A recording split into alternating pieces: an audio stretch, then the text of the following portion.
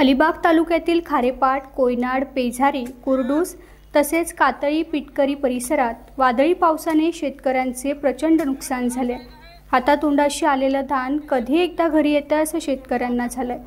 मजूर लावून कापणी सुरू आहे। भात शेती वादळी पावसाने कोलमडून गेली। धनाला कोंब आलेत। आता आणखी वादळी पाऊस पडेल अशी भीती कायम आहे। त्यामुळे रस्त्यातच शेतकरी जोडणी काम करून मोकळा होण्याचा प्रयत्न करतोय। दिवाळीपूर्वी धान घरी यावे अशी शेतकऱ्यांची अपेक्षा आहे। शेतकऱ्यांना सरकारने नुकसान भरपाई देण्याची मागणी केली जाते।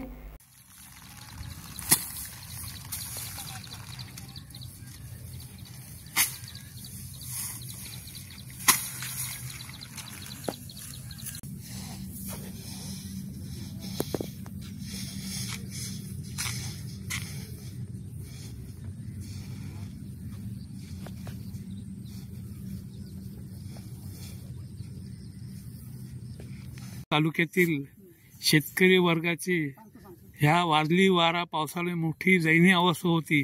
शेवटी शेतकरी वर्गाला पीक आपलं कापून कसं बसं झोडून घरी नेण्यासाठी आपलं धान्य ते इथे कार्य करत। काय वाटते इथे आपल्या परिसराबद्दल?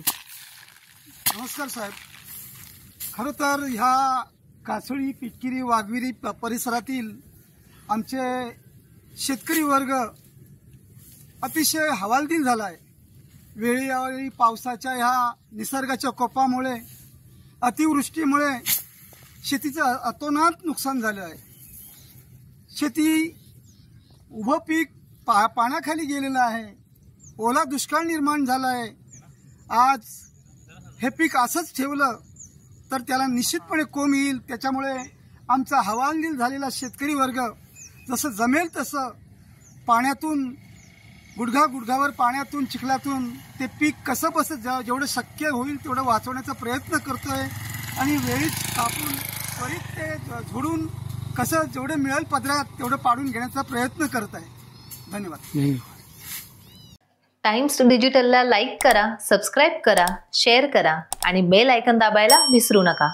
पाहत रहा टाइम्स डिजिटल।